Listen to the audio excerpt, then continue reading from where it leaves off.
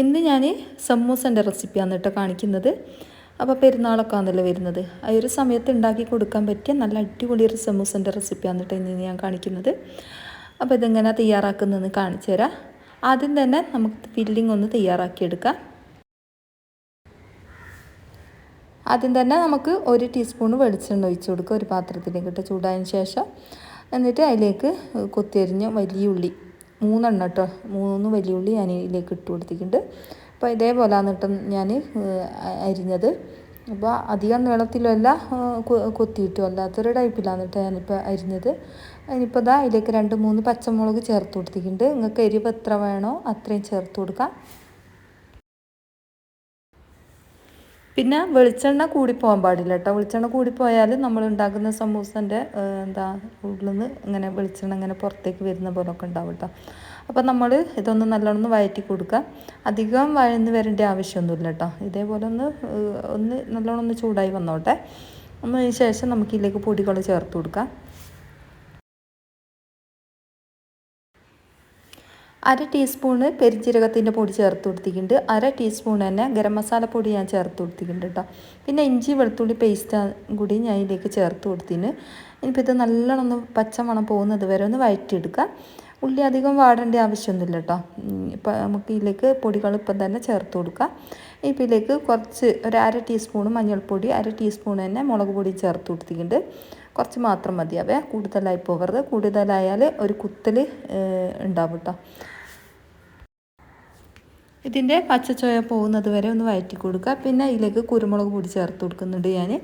അത് 1/2 ടീസ്പൂൺ മാത്രം മതിയാവും. കാരണം നമ്മൾ പച്ചമുളക് ചേർത്ത് കൊടുത്തിട്ടുണ്ട്, അതുപോലെ തന്നെ മുളക് പൊടിയും ചേർത്ത് കൊടുത്തിട്ടുണ്ട് കേട്ടോ. അതുകൊണ്ട് കുറച്ച് മാത്രം മതിയാവേ.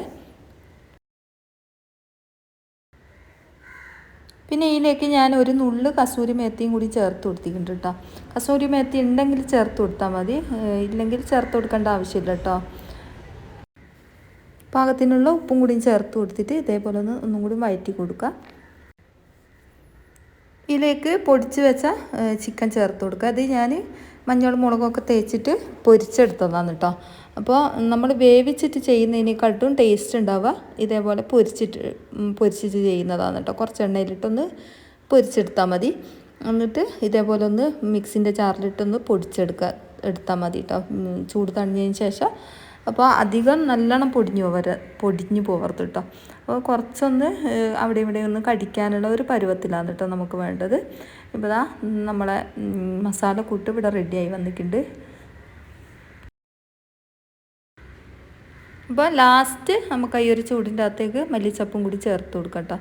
അപ്പോൾ ഇത്രയും മാത്രം മതിയാവും. ഇനിയിപ്പോൾ അത് നമ്മൾ വഴറ്റേണ്ട ആവശ്യമില്ല കേട്ടോ. ഈ ഒരു ചിക്കനും അതുപോലെ തന്നെ ഉള്ളിയൊക്കെ നല്ലോണം വഴന്ന് വന്നിട്ടുണ്ട്.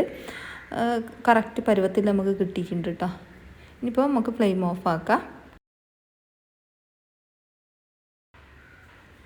ഇത് ഞാൻ പരത്തി കാണിച്ചു തന്നില്ലല്ലോ, ഞാൻ ചട്ടിപ്പത്തിരിൻ്റെ തൊലി പരത്തുന്നത്. അപ്പോൾ അതിമെന്ന് ഞാൻ 2-3 തൊലി ഭാഗം എടുത്തിട്ട് സമൂസൻ്റെ ഷീറ്റാക്കി എടുത്തതാണ്. അപ്പോൾ നിങ്ങൾക്ക് ഇത് വേണമെങ്കിൽ ഫ്രിഡ്ജിൽ സ്റ്റോർ ചെയ്ത് വെക്കുകയും ചെയ്യാം കേട്ടോ. ഇത് ചട്ടിപ്പത്തിരിക്കായാലും അതുപോലെ തന്നെ സമൂസക്കൊക്കെ ആയാലും നല്ല അടിപൊളി ഷീറ്റാണ് കേട്ടോ ചെയ്തെടുത്താൽ.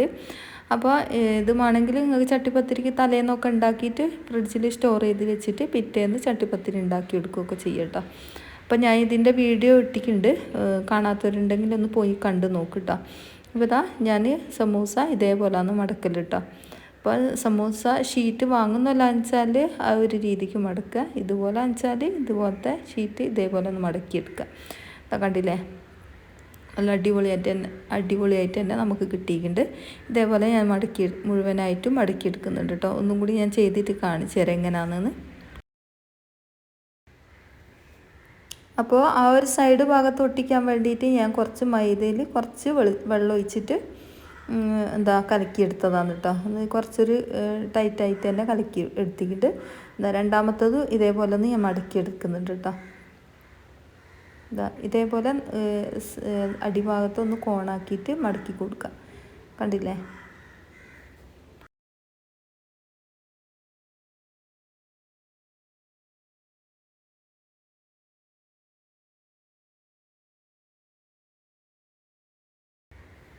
പലരും പല രീതിക്കാണ് ചെയ്യൽ, പക്ഷേ ഞാൻ ചെയ്യുന്നൊരു രീതിയാണ് കേട്ടോ ഞാനിവിടെ കാണിച്ചു തരുന്നത്. അപ്പോൾ സമൂസൻ്റെ പണി അറിയുന്നവരുണ്ടെങ്കിൽ വീഡിയോ കാണാൻ നിൽക്കണ്ട കേട്ടോ. അറിയാത്തവർക്ക് വേണ്ടിയിട്ടാണ് ഞാനൊരു വീഡിയോ അപ്ലോഡ് ആക്കുന്നത്. അപ്പോൾ ഇതാ ഇതേപോലെ ഒന്ന് താഴെ ഭാഗം ഒന്ന് ചെറുങ്ങനെ ഒന്ന് മടക്കി കൊടുത്തിട്ട് ഇതേപോലെ ഒന്ന് കോണാക്കി എടുത്താൽ മതി കേട്ടോ. പെട്ടെന്ന് തന്നെ കഴിയും കേട്ടോ നമുക്കിത് ചെയ്തെടുക്കാൻ വേണ്ടിയിട്ട്. അപ്പം നല്ലൊരു ടേസ്റ്റാണ് കേട്ടോ ഈ ഒരു മസാല, ഈ ഒരു ഫില്ലിങ് ഈ ഒരു സമൂസൻ്റെ അകത്തേക്ക് ചെയ്ത് കൊടുക്കുന്ന സമയത്ത്, നമുക്കിത് ഫ്രൈ ആക്കി എടുക്കുന്ന സമയത്തൊക്കെ കഴിക്കാൻ വേണ്ടിയിട്ട് അടിപൊളി ടേസ്റ്റാണ് കേട്ടോ. അപ്പോൾ അതാ ഇതുപോലെ ചെയ്തിട്ട് നിങ്ങൾക്ക് വേണമെങ്കിൽ ഫ്രിഡ്ജിൽ സ്റ്റോർ ചെയ്ത് വെക്കാം. നമ്മളിവിടെ പെരുന്നാളിൻ്റെ തലേന്ന് ഉണ്ടാക്കി വെക്കും, എന്നിട്ട് പിറ്റേന്ന് രാവിലെ തന്നെ പൊരിക്കും കേട്ടോ. അങ്ങനെയാണ് നമ്മൾ രാവിലെ തന്നെ കാൽച്ചാക്കാൻ വേണ്ടിയിട്ട് ഇതാണ് കഴിക്കൽ. മുഴുവനായിട്ട് ഞാനിവിടെ മടക്കിയെടുത്ത് വെച്ചിട്ടുണ്ട്.